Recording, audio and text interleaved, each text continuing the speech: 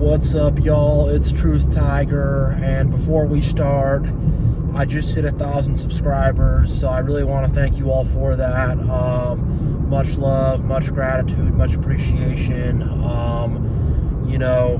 God bless you all. I really appreciate that.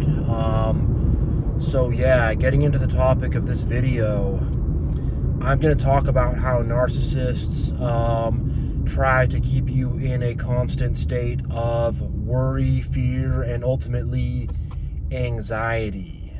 Narcissists try to keep you very anxious, and I've seen this a lot in my life. I've dealt with this a lot in my life, and I'm going to get into how they do it and why they do it and what you can do to break it.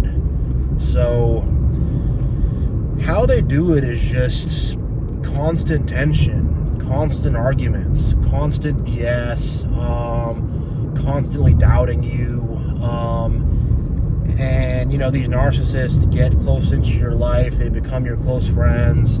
Oftentimes they're family members, and they could be a spouse as well. That's very common. And they get very close in, and there's someone who you think is a partner in your life, or someone who you think is family, or someone who you think is a very close friend, and they use that position to cause constant drama and upheaval in your life, and you're constantly having to have arguments with them. Everything is a fight, everything is an issue, and that's very anxiety inducing, knowing you're going to come home from work and you're going to come home to some argument, because they had some unreasonable demand you weren't able to meet, or they're just doing some bull crap you don't want to deal with, and you're going to come home to an argument, you're going to come home to a fight, and it's constant, and it'll wear you down, and it'll keep you in a state of anxiety. It'll keep you feeling shook, and it'll just keep you feeling, all stuck and all trapped. And, I think on a lot of levels they know what they're doing, and I think, there is definitely a level of intentionality, and, like they do this on purpose to keep you stuck and keep you stressed out and keep you in a traumatic, stressed out, low kind of state. And, it's constant arguments, it's constant BS, and they're constantly trying to control things. They're constantly having these ridiculous demands, and they're getting mad at weird things. You have to close the door a certain way. You have to wipe your feet on the mat a certain way. They have all these weird rules and regulations and things that they want you to follow, and these rules are constantly changing based upon their mood. These rules are like impossible to follow. I'll talk more about that specific dynamic in other videos, but they've got all these weird rules and regulations and stuff, and it's impossible to follow, and it's a bunch of bull crap. So you're just like, why do I have to even deal with this? It's my life. I live here too. It's my, whatever it is, like, why do I have to deal with this? So now you're going to have to be constantly arguing with them and fighting with them and this and that, and it's just super stressful. It's super anxiety inducing, and it just keeps you constantly on edge, because you're just like, because they freak out over every little thing. You never know when they're going to freak out. So you're just like, man, when's the fight going to start? When's the argument going to start? And just when's some, crap going to just fly off, and all throughout my childhood, I felt that way around my parents and around my community and around people and at school. I always just felt like that, because it just, someone's going to get mad, someone's going to freak out, whether it's a peer or an authority figure. Same thing dealing with narcissists at work, and dealing with people who I thought were friends who turned out to be narcissists and became, in my support system and stuff. It's just like, what's going to happen with this person? You never know when they're going to get set off. You never know why either. So just some stupid crap, and they're going to just freak out for no reason, and that has you constantly on edge and constantly on eggshells, and you're constantly tiptoeing around and trying to not upset them and not upset people, and trying to be so nice about things and so accommodating to them and all that. And meanwhile you're just stressed out and freaked out and nervous and anxious, and just like, just burnt out and not able to, not able to put up with it or deal with it, because, who can? It's just, it's an unbearable burden to carry, having to deal with these people, it really is. And, so that's some of the ways how. And like another way how they'll keep you anxious is they're constantly doubting you. So let's say you're doing something, like let's say me making these YouTube videos. Like I have a lot of doubts and I have a lot of anxieties and I have a lot of like, oh my gosh, are people going to like this video and this and that? And I'm fighting that and, I'm overcoming that. But I have a lot of that kind of stuff, we all do. And especially when it comes to accomplishing our goals and achieving new things and all that, we have a lot of doubts. And the thing is, instead of encouraging us, they will join in and they will make us doubt ourselves more, and they will tell us that we can't do it, and they'll tell us that people hate us, and they'll tell us that people don't respect us, and they'll tell us we're not good enough, and they'll tell us we got to be ashamed of ourselves and all this kind of crap, and it'll drag us down, make us feel shitty about ourselves, and just those doubts will turn into anxiety, and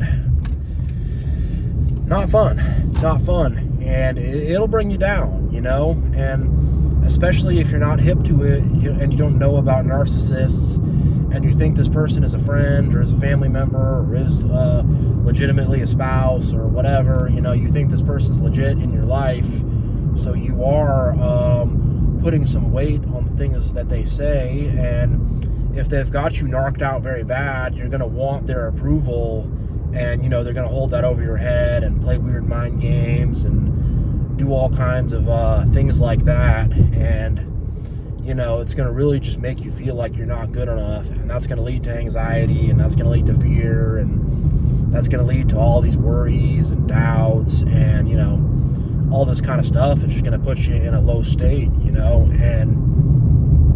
when people get deceived and narked out bad, they see the narcissist as an authority figure a lot of the times, or as a hero, or as somebody they need to look up to, or whatever. And, they'll get in a state where they're just like trying to get the approval of the narcissist, and the narcissist is playing this cruel game. And I talk about that in an earlier video I did called Don't Get Trapped in an Approval Loop, and check that one out if you're dealing with that, but or if you're interested. But yeah, essentially it's just a barrage of mind games, and all these mind games, they bring about anxiety, they bring about worry, they bring about fear. There's no good result that comes about from all this crap that they're doing.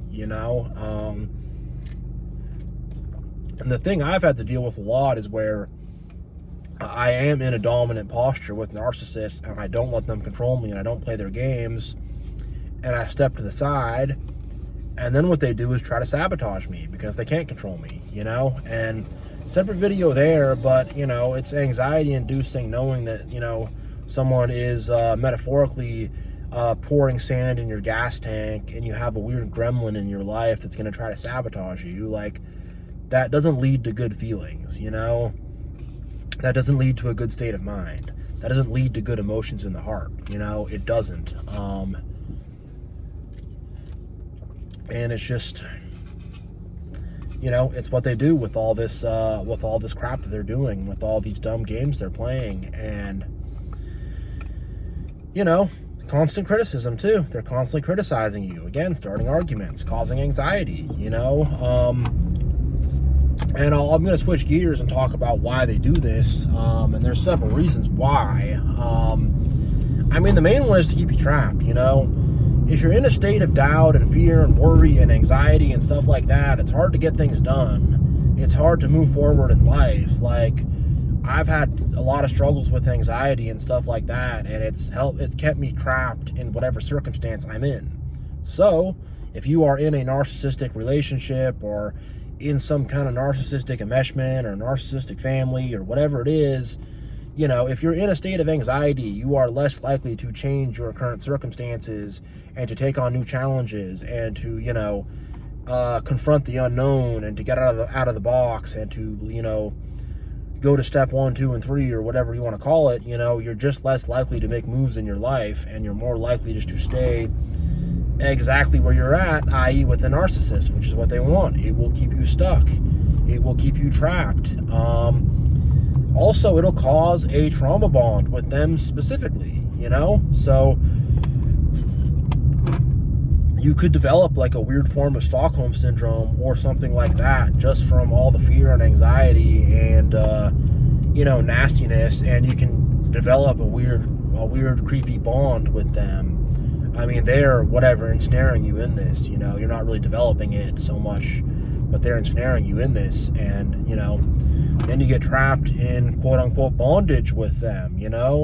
The bond, which the good bond, which should be, my hand linked to your hand, becomes bondage, where my hand is trapped and stuck with your hand, and I don't want it that way, and you're trying to push me down and put your foot on my head and crap, and put me on the leash and do all this BS, and the bond becomes bondage, the bond becomes prison, and they want to get you in this trauma bond and get you all anxious and worked up, and your self-esteem's all messed up, and you're feeling all bad about yourself, and you just feel like you need this person and can't, it's going to be hard to go on without them, so that's a big part of why they keep you anxious, is because it will keep you stuck with them, and it'll keep you stuck in that relationship, and you could fear, and you could fear having your reputation ruined. They'll do stuff to try to attack your reputation. If you're a girl and you took some pictures with them or whatever when you trusted them, they might threaten to put that stuff out there, If you're a woman, or if you're a man and you're with a crazy narcissistic Jezebel, she might threaten to make up some story that, you did inappropriate stuff to her and you attacked her, or you're abusing her, or whatever, They'll do weird things to attack your reputation or whatever, or they'll threaten to do that, and that's going to cause anxiety and keep you stuck, and it's not a pretty process, and it's not fun or pretty at all. And again, you realize this person is not a friend at all, but an enemy, and it is like Satan themselves. And I say that a lot, that narcissists are little mini-me Satans, little mini-me devils. They are the disciples and students of Lucifer, in truth, I do say that, because, they will do weird crap, and will do creepy stuff, and will do sneaky, creepy, nasty games, and they'll do bad stuff. And I'm not saying you should be afraid of that, but being around someone like that has that bend is anxiety inducing. It is, and it's not fun. And look, I'm telling you guys, don't give in to fear. Don't be stuck in fear. And I don't want this video to make the narcissist seem like they're all powerful when they're not. They're little pukes, they're little cockroaches, they're little pieces of crap. They need you far more than you need them. You don't need them at all. They are a leech on your life. They are sucking the energy out of you. You honestly have no use or need for them, and they have every use and need for you. But they are trying to use their gaslighting and their manipulation to make you feel the opposite. And that's the truth. And this anxiety is a powerful tool to keep you stuck and trapped, and to make you feel like you're not independent and you can't stand on your own. And I mean, overcoming fear and anxiety, it's like the first step in the spiritual process. And I might talk about that in other videos. I probably will. But that's like the first step, is kind of getting your feet under you. You're not scared. You're not afraid. You can kill the monsters, whatever. You're not worried about that. Like, that's that first basic step. And if you're not able to get out of a state of fear, you remain trapped and stuck in the situation that you're in. And, it's like a deer in the headlights, The deer is so afraid that it's frozen and it's shook and it's not going to fight back, And it's the same kind of thing. They want you in this deer in the headlights, afraid, trapped, so nervous and anxious and neurotic, and and it can be fear of, it's not just like fear of being eaten by a grizzly bear. Exactly. It's fear of having your reputation ruined, fear of being alone, fear of being rejected, you know, a fear of having your heart broken. It's those kinds of fears they play upon too. It's like dread. I think dread is probably a better word. It's like there's a sense of dread they try to put over you. It's fear of not being good enough. You know, there's just this overwhelming feeling of dread, and this it's like they throw this, you know, old gross like gray blanket of dread over you, and you're just like, it makes you slow and stuck, and it traps you, you know. And yeah, now I'm going to talk about what you can do to get out of this state of fear and anxiety. And this is very crucial and pivotal in breaking the narcissistic relationship and in breaking those bonds. The first step of defeating fear is just like, you have to just kind of say F it, you know? You got to just say screw it. You got to just say whatever. And you kind of have to just have a mentality that, like, whatever happens, happens. I'm going to rock with it. I'm going to roll with it. I don't care. Most people don't have this mentality. And having this mentality is part of, it's like one of the first spiritual steps to really becoming strong, enlightened, whatever. But, you know, you have to just kind of have this mentality that just like, hey, F it. Like, I'm going to do whatever I'm going to do. I'm not going to trip out. You know, I'll get through things. I'll confront this fear. And you know what? I don't even care anymore. I don't care what happens to them. I don't care what happens to me. I'm just going to do what I have to do and move forward and not put up with this, you know? That's really the first step, is just saying, screw it. I can't put up with this. I don't care. I'm not trying to preserve this or uphold this or whatever, you know? That is that crucial first step, is to just kind of say screw it, and not be in that state you used to be in, where you're all like trying to make people happy, and you know, and you're trying to sort of have this life with this person, or you know, or you're trying to have this community or this friendship or whatever. Like, you get to a point where you just say screw everything. I'm going to look after me, you know. I'm going to make sure I'm doing all right for the first time in my life, you know. And that will dispel and vanquish a lot of fear and a lot of anxiety, and will help you really, you know, take hold of yourself, is just to sort of say, screw it. I am not putting up with this anymore. Screw it. I am getting out. Screw it. You know, I'm going to do it. And it's not going to be easy. It's going to be hard, but that's very, very, you know, that break, that fracture, that like, I'm smashing the glass and I'm not dealing with this anymore. Like, that's very important, you know, because if everything is just so soft and, you know, I have to preserve it, I have to keep the relationship going, I have to this, I have to that, I have to just put this other person first, and, you know, sorry guys, I'm back. But that's going to have an effect of just keeping you stuck and keeping you in a state of inaction.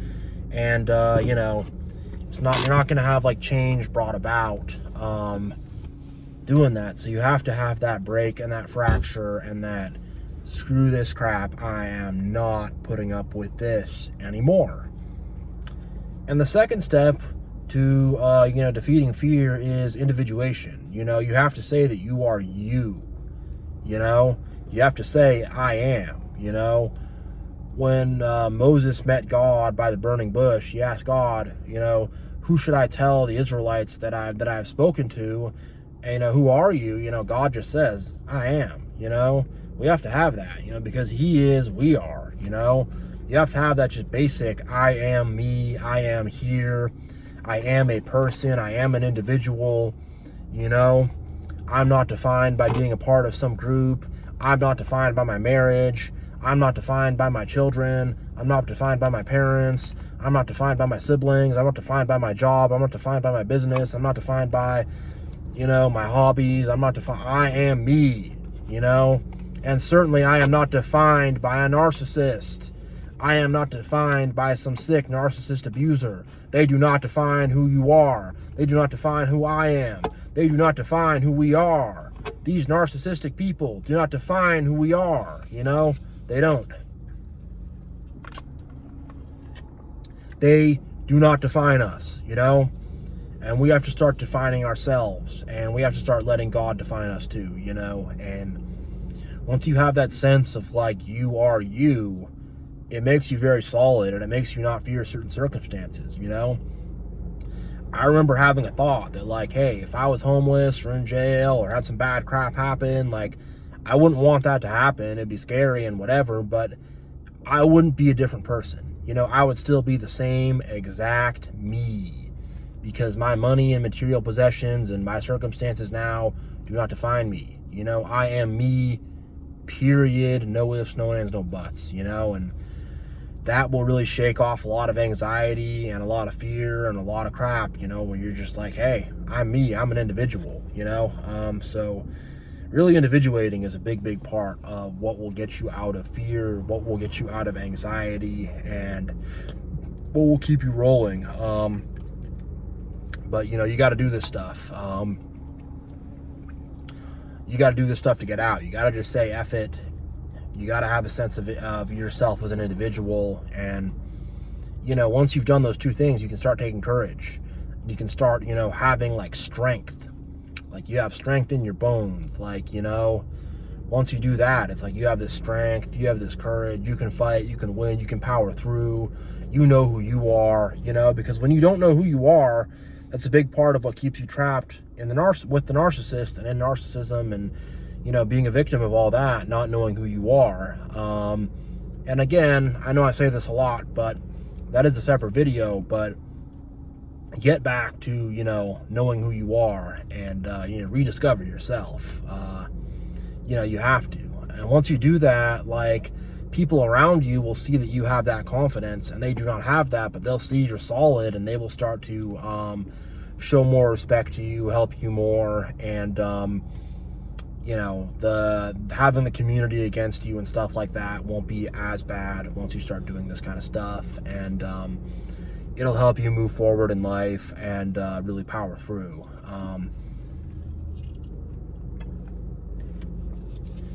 And then I guess the last note I want to say on breaking out of the narcissistic anxiety is, like, you got to kind of realize that, like, the narcissist is not a truth teller, you know? I'm the truth tiger, and, like, a narcissist is the lying leopard, you know? I don't know, whatever you want to call them, but the narcissists, bro, they're liars.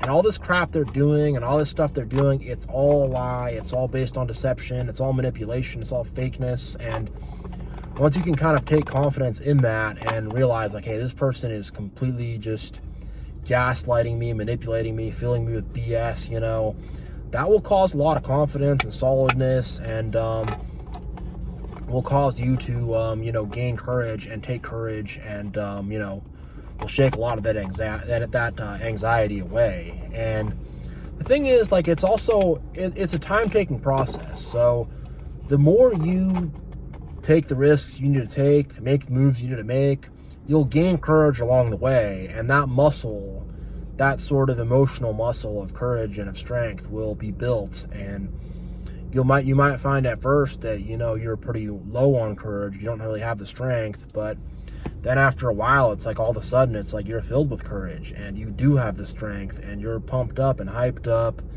and you're able to do it. But it takes time, you know. It'll take years to really build up full courage and full strength, but the first step is, you know, like I said, you know, the fracture, saying, I'm pissed off, I'm not dealing with this, I'm not putting up with this, no, you know, saying no, you know, that's a better way of putting it, you know, saying no. That's the first step to getting rid of fear and anxiety, is saying no, and setting a boundary, and saying, I will not put up with this, and I will put my feet on the ground, and I will resist, you know. That's really a better way of saying that, you know, but it's the same idea. You just say F it, you just say screw it, you just say no, I'm not putting up with this, I'm not going along with this, I'm not flowing in this toxic river of sludge. Just go with the flow. I'll go with the flow if it's a beautiful, pristine river. If it's a river of toxic sludge, I'm not going with that flow. They got all these funky flows, and we'll just go with the flow, go with the status quo.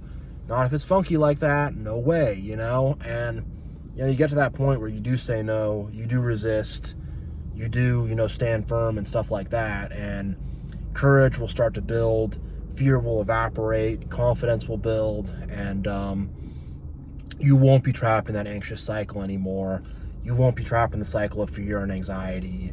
You won't be trapped in the cycle of despair and desperation and all this kind of stuff. It's all this kind of nasty, funky stuff they try to drag you into. And more than control, it's like they want you to be miserable too, They're miserable, so they want to drag you down into the misery, into the muck, into the mire, and get you to be as miserable and as nasty as they are, to pull you right down to the depths of hell with them, They really do, And they're also just like a negative, nasty, miserable, narcissistic, manipulative, evil, toxic person. It's also, there's no good within them. They don't have a good heart. If you don't have good in your heart, you can't do any good out there, Their hearts are toxic and gross, and they're filled with green slime and black sludge and just all kind of toxic, nasty stuff and prickly thorns, and that's all they have in there. So that's what they're going to project out there, That's what they're going to put out there.